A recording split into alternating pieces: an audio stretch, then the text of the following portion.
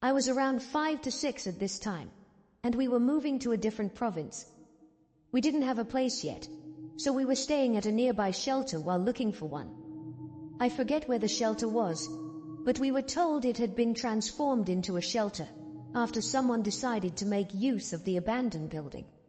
We were told it was after an institution or something years and years before I was even born anyway. We had a strange room. I'd say it was about 8 by 9 foot room with a heavy metal door and 2 bunk beds, one on either side of the room. The bunk beds had metal framing and seemed a tad bit unstable, and the mattresses were hard, and the floor was concrete, and not even a tiny window, but we didn't complain because it was temporary. We were the only ones living in a room on that floor. I remember very vividly that my siblings and mother were in the kitchen preparing the food for the shelter. As it was their turn, that was part of the agreement to stay there.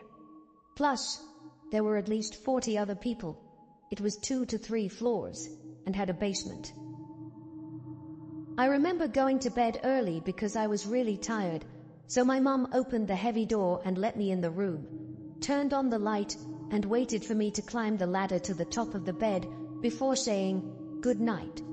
She then turned the light off and I snuggled in the blankets, but I couldn't fall asleep, so I stared at the ceiling. I don't know how much time had passed, but I then heard the bunk bed on the other side of the room creak, as if someone was climbing up the ladder on that bunk bed right across from mine, and since my older brother was the one who slept there, I spoke thinking it was him, and he somehow quietly snuck in the room to not wake me up. So when I heard the creaking stop, indicating someone was on the mattress across from me, I said, "Hey Aiden, you didn't have to sneak in. I can't fall asleep." Only to get no response. This was unusual for him, since he'd usually say something right away, either to tease me or help me sleep. However, I got no response, just the sound of the sheets rustling a tiny bit. I assumed he didn't hear me, so I spoke louder. "Hi, Aiden, did you guys finish the food yet?" No response. To this, I became a little bit worried that something had him upset, so I sat up and turned my head towards the bed, hoping that I would be able to comfort him if he was upset. I barely got his name out of my mouth when I had realized it wasn't him, but a dark figure, some girl around my age at the time. She had 2 braids and a puffy old-fashioned dress. She had been sitting crisscross, staring and pointing in my direction. I of course got so scared I couldn't scream, thinking if I did, I'd be harmed in some way. So I stayed quiet and hid under my blankets.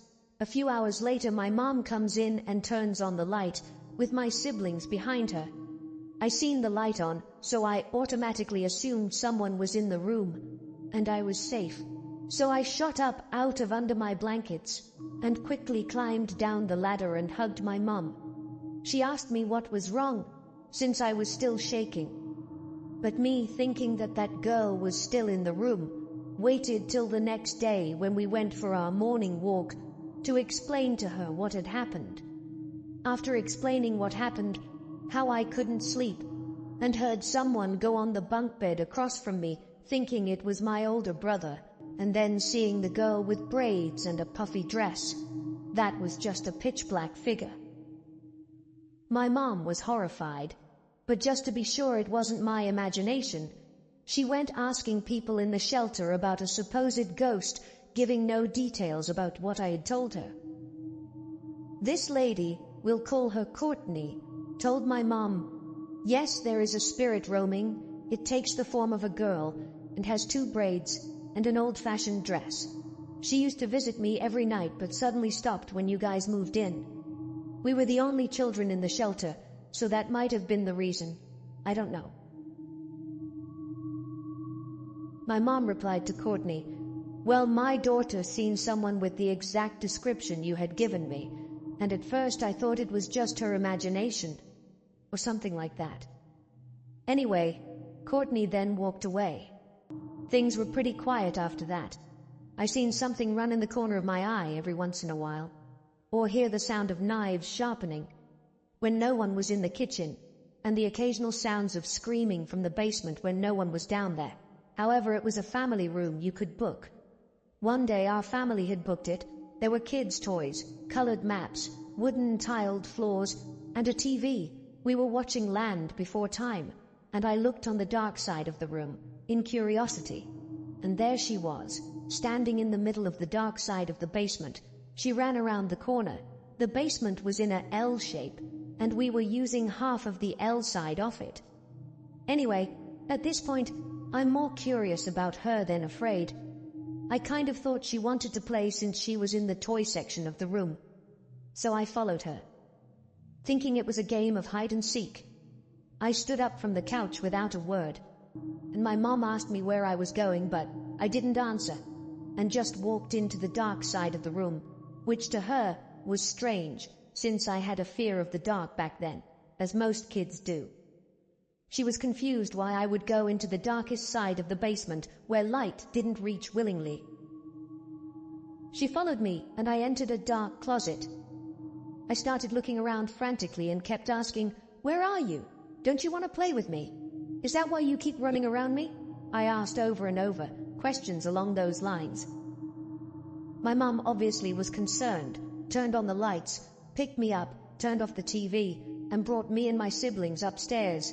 She asked why I was acting the way I was, and according to her, I said, she wants to play. After that, Mom and the rest of my family started getting scratches and tiny bruises mysteriously within a week. My mom found a place, and we moved there, leaving our toys and stuff behind, believing the spirit could have possessed them to follow us. We only kept a few clothes, money, food, and IDs. We bought new stuff at the store, and lived on the other side of town away from the shelter.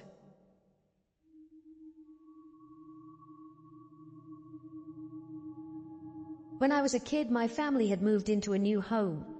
We were just settling into the new house, and everything was going good. Until one night, probably 2 weeks after moving in, to bed with a weird feeling about my room. I can't describe the feeling, I just felt uncomfortable and off. I woke in the middle of the night, cold. I opened my eyes and was about to get out of bed to grab another blanket. I stopped before I could even move an inch. An old, lean, pale man was staring at me from the corner of my room, not moving. His wide, bloodshot red eyes were the first thing I saw. I was shocked. Adrenaline went through my body. I tried to say something, ask who he was, maybe. But nothing came out.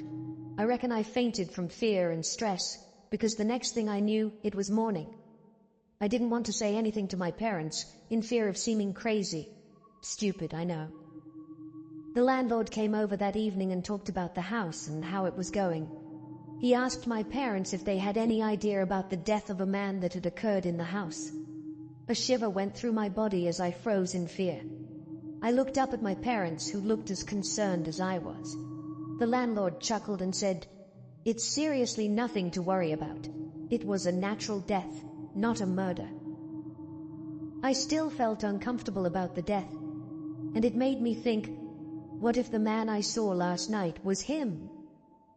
Before my parents could say anything, a man walked past our house and just stared at it for a couple of seconds, before saying, "Nice house, isn't it?"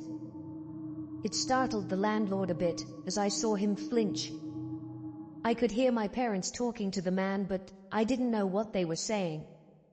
I was more focused on where I'd seen this man before. Then it hit me. He looked exactly the same as the man I saw last night. I was shocked, and I got a sudden hit back to reality when I heard the man say, "Don't know if you know this, but my twin brother used to live here. He died of old age, unfortunately." At this point, I really wanted to say something to my parents about the man I saw yesterday night, but I couldn't do it. I didn't want to sound stupid. Later that night, we had a phone call from the previous owner's family. They just asked us simple things, like if we had any questions and how it was going. I could hear the conversation since my mom put the call on speaker so my dad could talk to them as well. I was sitting on the couch playing on my Nintendo DS, just listening into the conversation. "I see the old owner has a twin brother.